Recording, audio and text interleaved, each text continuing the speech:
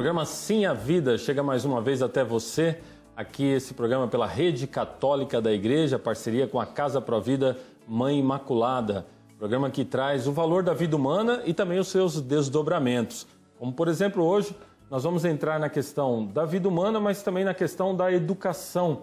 E mais precisamente nós vamos colocar aí alguns perigos, vamos dizer assim, em relação à educação que nós estamos vendo no momento atual. Para isso, nós temos no programa de hoje aqui conosco o Eduardo Melo. Eduardo Melo, que é oficial comandante da Marinha, pai de 7 filhos, foi diretor do Colégio Internacional Everest, aqui em Curitiba, membro do Observatório Interamericano de Biopolítica e atualmente é o diretor-presidente do Instituto de Biopolítica Zenit. E ele vai falar a nós sobre a ideologia de gênero e o grande golpe na educação. Seja bem-vindo, Eduardo. Muito obrigado, padre. Uma alegria estar aqui. Um prazer enorme falar com o senhor e poder chegar a tantas famílias nesse Brasil afora, né? Exatamente. Muitas famílias que querem aí e precisam, né, conhecer um pouquinho, se aprofundar no conhecimento também da questão da educação dos seus filhos, né? Exatamente. É uma das coisas que podemos falar aqui muito hoje é na responsabilidade dos pais, no protagonismo dos pais em relação à educação dos filhos. Nós hoje pensamos que é a escola que educa. Não, a escola escolariza. A educação parte da família. Pais. Vamos nos aprofundar nesse tema aqui com o Eduardo hoje. Mas antes, Eduardo, talvez até uma curiosidade para quem nos está assistindo. Bom, você é de uma família grande, né, numerosa, no sentido de a sua família, você, tua esposa, 7 filhos. Exato. E militar da Marinha, mas você deixou a Marinha. Como que é isso? Por que ter deixado a Força Militar? Hoje parece assim um pouco um absurdo, né, falar no mundo de hoje que tanto busca aquela palavrinha mágica que é a estabilidade. Todo mundo busca esse bem-estar, esse conforto, essa estabilidade. Claro, é uma coisa boa, é notório que cada um pense assim. E quando você fala, você deixou uma carreira tão promissora, tão estável. Você era oficial na Marinha? Oficial da Marinha, uhum. Né? Oficial da minha turma hoje já é de capitães mar e guerra. E deixei numa fase que era uma fase boa, quando a gente começa a ser oficial superior, comandar, né? Uhum. Mas, na verdade, foi um chamado, padre, um chamado muito específico dentro das evidências da realidade a perceber um pouco que muitas pessoas não faziam, não se atreviam a lutar por princípios realmente mais, por valores da nossa sociedade. Uma frase me chamou muita atenção uma vez de um historiador inglês chamado Edmund Burke, que ele dizia assim, que o mal triunfa na inércia dos homens bons. Uhum. Aquela frase me marcou muito e eu pensei em refletir, o que eu vou levar da minha vida? O que a gente faz de amor às pessoas, à humanidade. E me decidi então me dedicar à parte de educação, à parte do estudo da filosofia, também à defesa da vida, desde a concepção até a morte natural. Todos esses valores que a humanidade hoje parece que quer esquecer. Um chamado mesmo, né, Eduardo? Foi um chamado, uma vocação para abandonar uma realidade que a gente já vivia. Tá, mas você já estava casado? Já Sua esposa casado. Comprou a ideia? Ela que foi uma das precursoras, né, e que me incentivou mais, porque nós já somos casados há 25 anos e tivemos esse chamado juntos. Ótimo. Ela também, na sua parte, também se dedicando à educação. Sabe que nesse programa a gente tem recebido aqui várias famílias que uma das coisas que eu até comentava com alguém recentemente era isso, que casais se apoiando um ao outro nas suas decisões de vida, seja pela entrega pelos filhos, seja pela entrega por um projeto de vida, de evangelização, né? É verdade. E aí você deixa a vida militar e entra na questão da educação. Você foi diretor de um grande colégio de Curitiba, né? Como foi isso? O que você traz de experiência desse tempo na direção de um colégio? Primeiro, o princípio é a educação, como eu falei antes. Nós vimos que existe uma crise da educação e foi logo um chamado muito claro para formar pessoas. Esse foi uma percepção nossa de que se muda a cultura, se muda uma nação através da educação. Então, descambamos para esse lado da educação, desde cedo com projetos apostólicos na área também de educar famílias, educar crianças, jovens e adolescentes, programas de evangelização também dentro da igreja, e nos dedicamos a isso, até que recebemos um convite aqui para Curitiba para dirigir o Colégio Internacional Everest, e eu fiquei 4 anos dirigindo o colégio. E depois eu recebi um outro chamado muito especial, um incômodo profundo na questão da DPF 54, que aprovou o aborto de anencéfalos. Aquele caso, acho que foi 2012? 2012, precisamente 2012. E numa quinta-feira eu me senti muito tocado. Só para os nossos telespectadores até não se situarem, né? Foi o caso em que o Supremo Tribunal foi levado ao Supremo, porque o aborto no Brasil ele não é legalizado, ele é um crime, mas pulou-se a etapa de levar aos legisladores, né, que seriam os nossos deputados e senadores, foi levado direto para o Supremo, que infelizmente aprovou aí a legalização do aborto dos anencéfalos. Né? Aquilo mexeu muito comigo e como eu tenho grandes amigos na área da defesa da vida, eu percebi que precisava aglutinar isso numa força, né, cadenciada, numa força que pudesse falar unissonamente, né, sim à vida. E surgiu no coração essa ideia de criar um instituto de bioética, de biopolítica, que trabalhasse nessas questões da defesa da vida, da defesa da família, porque a vida nasce na família. Né? Ainda no tocante à educação, até mesmo para a gente desenvolver o tema depois nos blocos seguintes, esse tempo à frente da educação, esses 4 anos que você está mencionando, e mesmo depois não sendo diretor, mas estando ligado à área, o que você vê assim para nós, os grandes desafios hoje? O que daria para falar? Estamos com grandes desafios na educação hoje? Enormes, padre, num aspecto técnico e num aspecto de princípios da educação. Nós estamos descambando numa sociedade em que cada vez mais está dizendo que os pais não têm condições de educar os seus filhos. E é evidente isso que pareça ser uma realidade, porque cada vez mais nós estamos idolatrando esse estado de vida confortável. Nós estamos buscando ter cada vez mais oprimidos pela questão econômica, e aí os pais se veem trabalhando, pai, mãe, fora de casa, quase 14, 15 horas fora de casa, contando com trânsito e horário de trabalho, e precisando de um apoio para educar os seus filhos. E muitos pais acabam hipotecando essa educação para a escola. Me lembro bem, como diretor do colégio, eu tinha sempre uma entrevista final com os pais, e eu dizia para os pais assim: olha, pais, nós não somos responsáveis pela educação dos seus filhos. E eles se espantavam. E eu dizia: são vocês. O colégio, a escola, é um parceiro. Ele tem o objetivo de subsidiar a educação, de ser um instrumento nas mãos dos pais para a educação. Mas um instrumento sempre é um meio. A finalidade da educação, o protagonismo da educação reside nessa atuação dos pais. Bem, nós vamos desenvolver mais esse tema aqui nos blocos seguintes com o Eduardo Mello.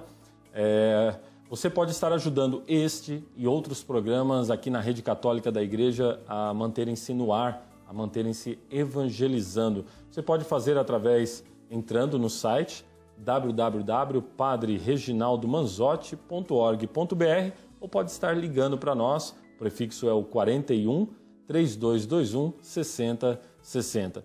O programa Sim a Vida já retorna, nós vamos para um breve intervalo e nós vamos entrar aqui numa questão muito séria, hoje, atual, sobre a educação das crianças. Já voltamos.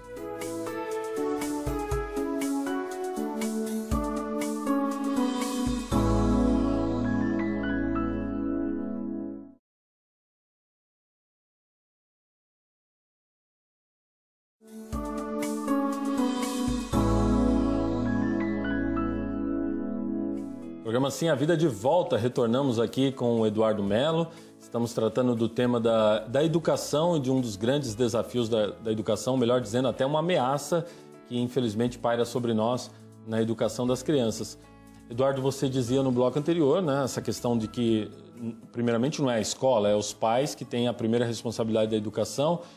E uma das coisas que eu creio que está preocupando muitos pais, que a gente viu aí recentemente, tocamos já nesse assunto aqui em outros momentos aqui no Sim a Vida, é a questão da ideologia de gênero nas escolas, nos planos de educação. Esse é realmente um desafio atual? Muito grande, padre. Eu não vou aqui colocar detalhes sobre ideologia de gênero, o que é, porque talvez o senhor já tenha falado no programa. Mas mesmo assim, acho que pode Sim. até um pouco aí... A ideologia de gênero ela visa dizer que o ser homem e o menino ou menina não são, de fato, uma característica nossa, mas é uma construção social que se aprende a ser um ou outro sexo e quer transformar, de uma certa forma, uma erotização precoce das crianças nas escolas para que elas percam o limite. A natureza nos deu um limite e esse limite quer ser quebrado. Quando você quebra esse limite na cabeça de uma criança que está em formação, nós sabemos, a ciência explica, a psicologia também, a Igreja Católica sempre esteve atrás desse sentido. A criança até 7 anos, a partir dos 7 anos de idade, ela forma realmente juízos muito concretos. E se você antes disso diz para ela que não existem limites, que o garoto não é garoto, que ele não é menino, que o menino não é um menino, que a menina não é menina, mas que ele pode ser o que ele quiser, ou seja, transformar isso na sexologia num grande massinha de modelar que você possa modelar de qualquer jeito, é quebrar então esse limite que nós temos da natureza, das leis naturais. E quando você quebra esse limite, padre, nada mais passa a ter limite.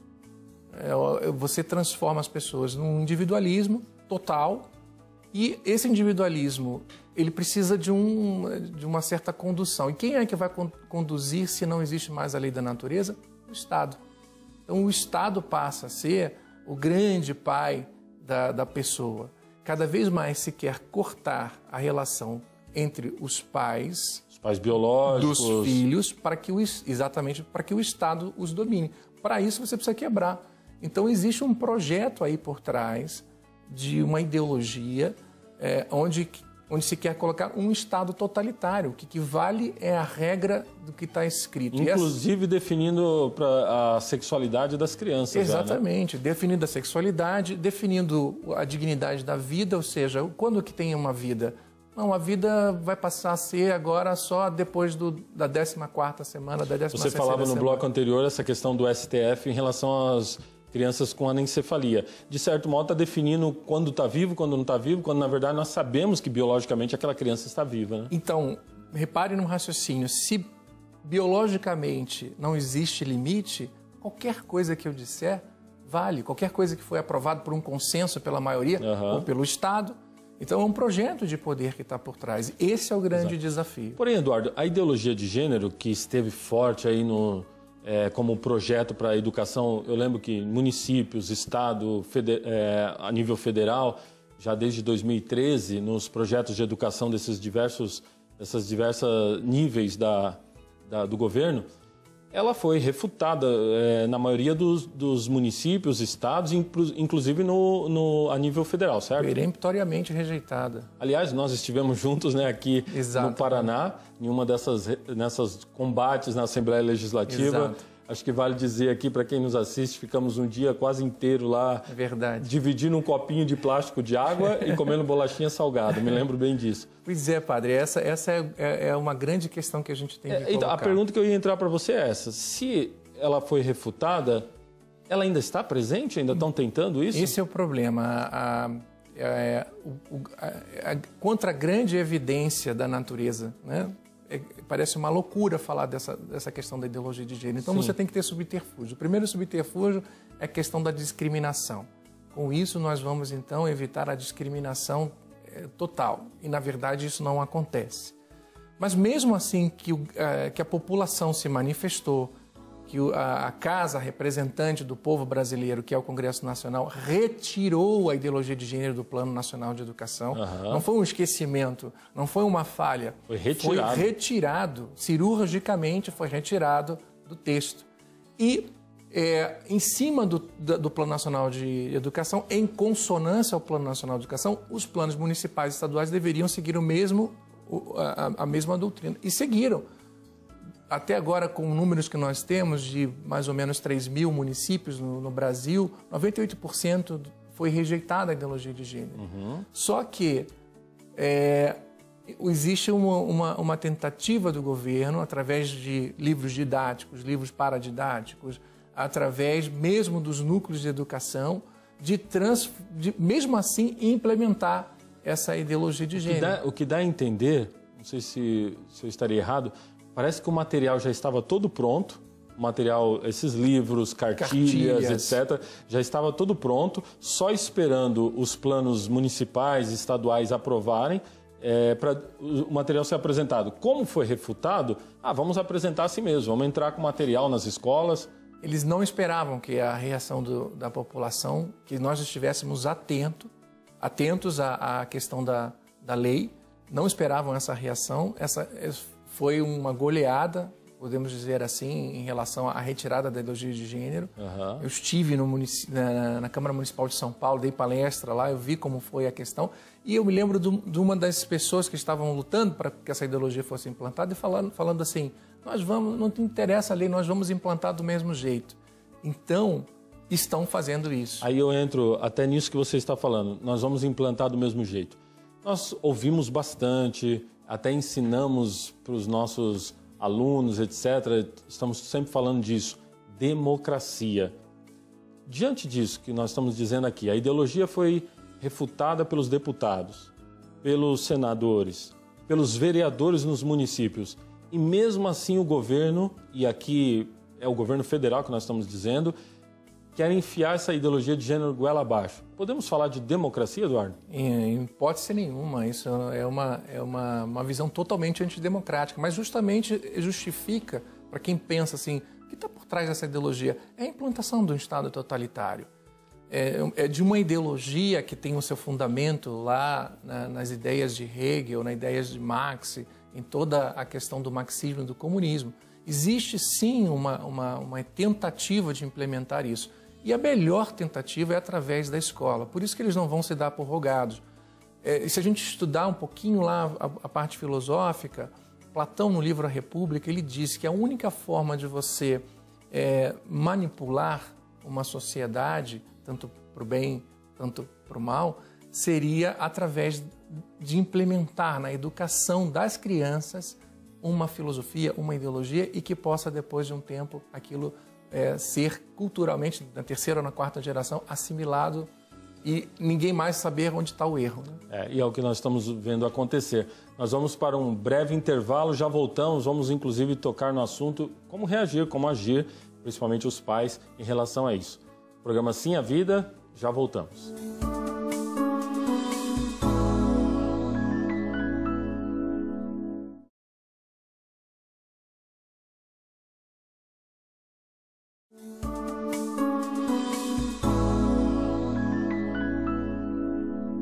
Programa Sim a Vida de volta, terceiro bloco desse programa de hoje. Nós estamos falando aqui sobre a questão é mais do que um desafio, uma ameaça na educação, e já entramos no tema aqui da ideologia de gênero.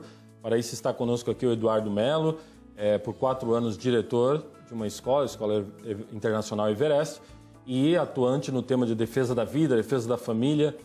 Eduardo, o que os pais estão nos assistindo, estão vendo essa ideologia de gênero entrar na educação dos seus filhos, começam a chegar cartilhas, eles começam a olhar um pouquinho aí o material dos filhos e começam a ver que tanto faz ser menino, ser menina. O que eles podem fazer?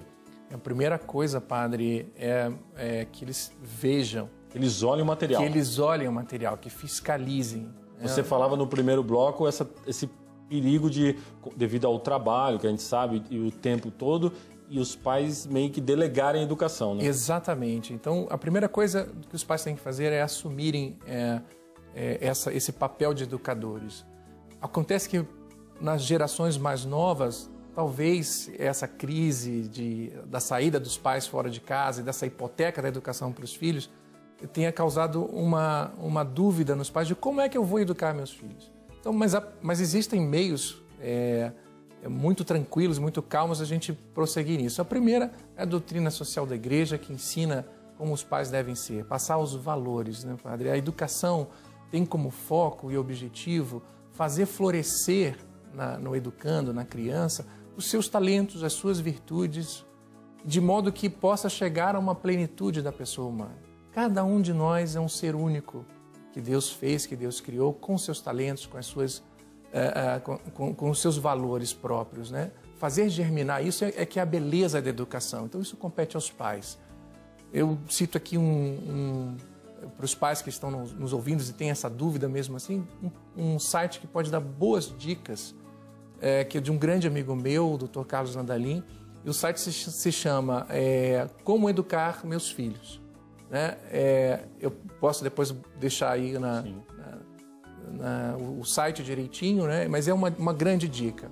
A segunda dica, como eu falei, é que estejam atentos. Olhem o material das crianças, olhem o que está sendo, o que os professores estão fazendo. Participem efetivamente das reuniões de pais, exijam as explicações devidas aos diretores, aos professores. E lembrando, né, Eduardo, que como a ideologia de gênero ela não passou no plano de educação do município, da maioria dos municípios, dos estados, os pais não são obrigados a aceitarem ideologia de gênero, né? Efetivamente, padre. E tem uma coisa interessante.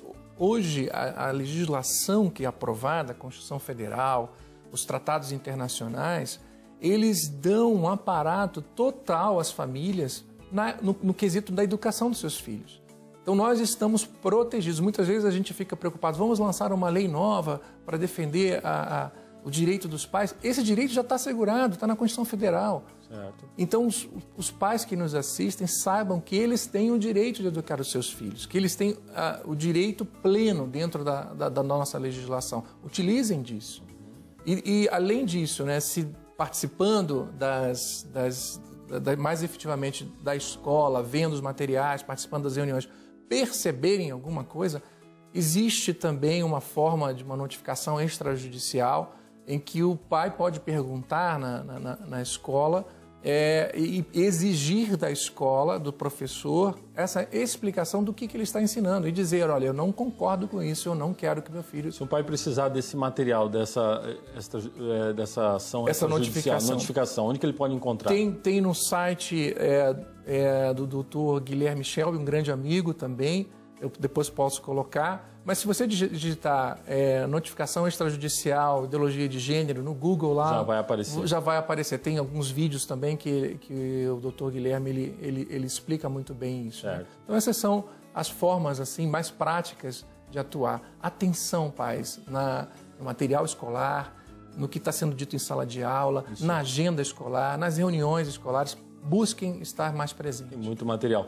E vocês, Eduardo, você, à frente do observatório aí do Zenit, estão planejando algumas coisas? Sim, padre, que bom que o senhor toca nesse assunto. O Instituto de Biopolítica Zenit, ele começou praticamente no ano passado, foi fundado no ano passado, e nós estamos com um projeto começando uma pós-graduação em bioética, em biopolítica, junto com a parceria com a universidade, com a Faculdade Inspirar, aqui de Curitiba. Nós estamos começando um curso agora no próximo, estamos em fase de terminando já as autorizações, o design do curso, mas já para março ou abril a gente já está lançando. Se pessoas interessadas, vocês têm um e-mail, um site, alguma coisa? Tem um e-mail pessoal que eu uso bastante, que é paranasemgênero@gmail.com. A gente não tem ainda o e-mail do Instituto, que está em processo de criação, mas com esse e-mail, qualquer comunicação é bem-vinda. Muito bem, ótimo. Então aí estão os meios para a gente exigir os nossos direitos, né? Na educação em relação aos filhos. Se você tiver outras dúvidas, você pode entrar em contato conosco sobre esse programa, os assuntos de hoje ou outros assuntos. Você pode enviar e-mail para nós da Casa Pro Vida Mãe Imaculada, simavida@evangelizarepreciso.com.br ou entra no site da Casa Pro Vida Mãe Imaculada, www.casaprovidami.com.br.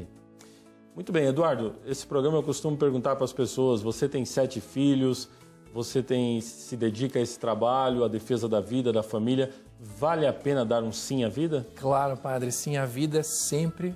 Sim à vida é algo que nós temos que projetar o nosso futuro. Se não dissermos sim à vida, nós já estamos mortos mesmo, né? Muito bem, agradecemos muito sua presença aqui hoje conosco. Eu que agradeço, padre, é um assunto extenso, a gente pode falar em vários programas sobre isso, mas aqui estou à disposição. Ótimo, muito obrigado.